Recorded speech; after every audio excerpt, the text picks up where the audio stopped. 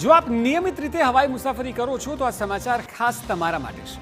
અમદાવાદમાં એર ઇન્ડિયાના વિમાન દુર્ઘટના બાદ એર ઇન્ડિયાની ટિકિટ બુકિંગમાં 20%નો ઘટાડો થયો છે અને ભાડામાં 15% સુધીની રાહત મળી રહી છે। આનો અર્થ શું અને તમારા જેવા મુસાફરો માટે આની અસર શું થશે, ચાલો જાણીએ આ ખાસ ન્યૂઝ પેકેજમાં।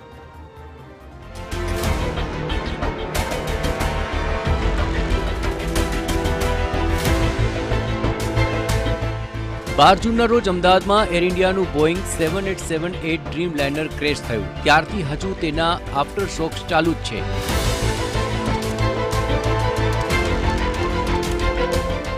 જેમ કે એક પછી એક ફ્લાઇટ ટેકનિકલ અને અન્ય કારણોસર કેન્સલ થઈ રહી છે।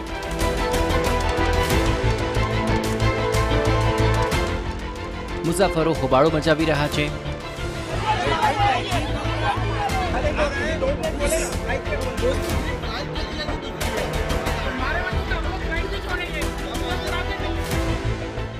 અને હવે તો લોકો ગભરાઈ પણ રહ્યા છે, એટલે સુધી કે પેસેન્જર્સ હવે એર ઇન્ડિયાનું નામ સાંભળીને પણ બે હાથને ત્રીજું માથું જોડી રહ્યા છે।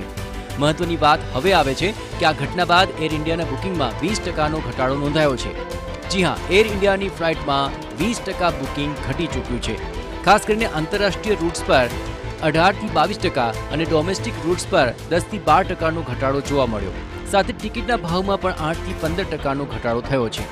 આ ઉપરાંત ડોમેસ્ટિક પર 8 થી 10% કેન્સલેશન પણ જોવા મળ્યું। આ ઘટના બાદ એર ઇન્ડિયાએ તેની 33 ડ્રીમલાઇનર વિમાનોની તપાસ શરૂ કરી છે અને 26 વિમાનોની તપાસ પૂર્ણ થઈ ગઈ છે। ટૂર ઓપરેટર્સનું કહેવું છે કે લોકોનો વિશ્વાસ ઘટ્યો છે, પરંતુ એ સ્થાયી નથી। બાકી અત્યારે તો મુસાફરો પહેલા બોઈંગના એરક્રાફ્ટની તપાસ કરે છે અને જો બોઈંગ હોય તો તેને બદલે બીજા એરક્રાફ્ટમાં મુસાફરી કરવાનું પસંદ કરે છે। અત્યારે જો ઇન્ટરનેશનલ જોવા જઈએ તો 15 થી 20% જેવું એ લોકોએ ફ્લાઇટો કેન્સલ કરી છે ઓપરેશનલી। ડોમેસ્ટિકમાં જે અમદાવાદથી ફ્લાય કરતી હતી એમાં બી 5 થી 7 ફ્લાઇટો કેન્સલ થઈ છે। અમદાવાદ દિલ્હી રૂટ બી અને ઘણા બધા એરક્રાફ્ટ ડાઉન કર્યા અને લોકોમાં અત્યારે થોડોક ડરનો માહોલ છે કે ભાઈ એ લોકો પ્રિફર એટલા ઘણા લોકો કરે છે, ઘણા લોકો નથી કરતા, પણ અત્યારે ખાસો એવો ડરનો માહોલ વધારે છે એટલે લોકો ઇન્ડિગો વધારે પ્રિફર કરે। ખાસ કરીને બોઈંગ હવે એવું ચેક કરે છે કે બોઈંગના એરક્રાફ્ટ નથી ને, અમારે અત્યારે ખાલી એર ઇન્ડિયાની બીજી બી એરલાઇન જે બોઈંગના એરક્રાફ્ટ હોય તો એમાં બી ઇફેક્ટ આવી રહી છે। જેમ કે અમારે ઓગસ્ટના દિવાળીના બુકિંગ્સ છે તેમાં થાઈ લાયન જેવી એરલાઇનના બોઈંગના એરક્રાફ્ટ છે, તો now they are transferring into Thai Airways.